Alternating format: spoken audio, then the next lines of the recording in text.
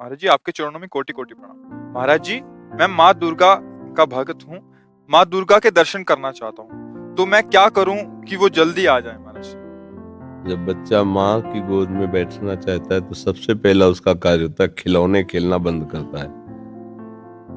माँ उसके पास खिलौने भेजती है, जितना वो माँ की तरफ बढ़ने की कोशिश करेगा तो माँ कार्यरत है तो उसे खिलौना भेजेगी, दे दो ये सब। वो अगर उन खिलौने से ना खेले, रोए, तो फिर घर के किसी सदस्य को प्रेरणा करती है, बिटिया उठा ले गोद में थोड़ी देर। वो उससे भी चुप ना हो तब फिर दौड़ के आ जाती है।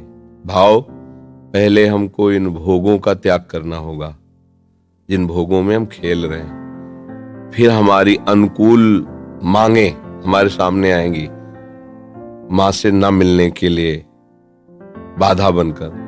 हम उन मांगों को भी जो सोचा था, चाहा था, वो मिले पर हम उसे स्वीकार न करें और रोते ही रहें, तो फिर मां नहीं रुक सकती। वो तो वात्सल्य में कुपुत्रो जायते क्वचिदपि कुमातानुगत, फिर वो आकर के साक्षात। पहले हमारी सामर्थ्य तो होनी चाहिए, माँ के दर्शन हो। हमारी माँ कोई प्राकृतिक माँ है क्या? आद्या शक्ति अनंत महामहिम है। वो ऐसी थोड़ी कि प्राकृतिक नेत्रों से ऐसे जैसे अपनी अम्मा को ऐसे देख लेते ऐसे, वो केवल तुम्हारी माँ थोड़ी, जगत माता है और वो आद्या शक्ति है, ईश्वरी है। कोई ऐसे थोड़ी कि ऐसे देख लोगे।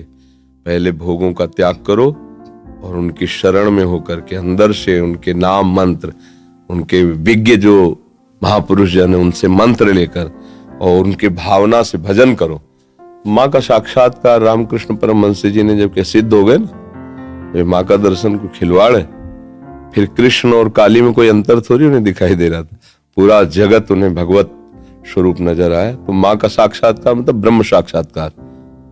माँ कोई प्राकृतिक माँ थोड़ी है कि ऐसे ही गोद में बैठ जाओगे, उसके लिए ब्रह्म स्वरूप होना पड़ेगा।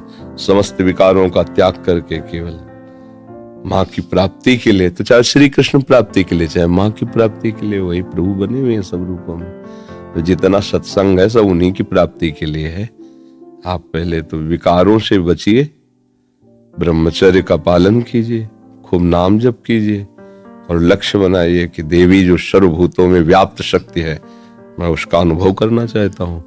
वो आ जाएंगी, कृपालु है, कृपा करके दर्शन दे। देवी प्रपन्नार्थ हरे प्रसीद, प्रसीद मातर जगतोखिलस्य, प्रसीद विश्वेश्वरी पाहि विश्वम, त्वमीश्वरी देवी चरा चरस्य। हे देवी आप ही चराचर रूप में विराजमान हो। आ गई ना सिद्धांत के सर्वम खलविदम ब्रह्म वासुदेवा सर्वम, आ गया ना। एक ही बात है, वो तत्व एक ही है, चाहे उसे माँ कहो चाहे पिता कहो, चाहे दोस्त कहो चाहे प्रीतम कहो, वही सखा है, वही प्रीतम है, वही माँ है।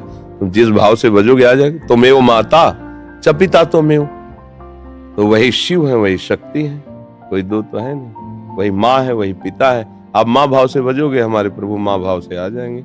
पर उनके आने के लिए जो स्वागत तैयारियां करनी वो हमें करनी होगी। हमारे हृदय में जो अभी कूड़ा करकट वासनाएं हैं हटानी पड़ेगी। खूब नाम जप करे और भाव से चले तो तुम्हारी बुद्धि में ही प्रकाशित हो जाएंगी। या देवी सर्वभूतेषु बुद्धि रूपेण संस्थिता नमस्तस्यै नमस्तस्यै नमस्तस्यै नमो नमः, विराजमान हो जाएंगे बुद्धि में। देख मैं आ गई। उनके प्रचंड तेज को कोई सह सके नहीं, जब तक भजन के द्वारा अंतःकरण निर्मल, उनके प्रचंड तेज को सह सकते हो। वो शिव शक्ति है, अम्बा है, आद्या शक्ति है। और एक अंश में सूर्य विद्यमान, आंख मिला के देखो 12 बजे दोपहर के, और अनंत सूर्यों जैसी कांति मां भगवती की है।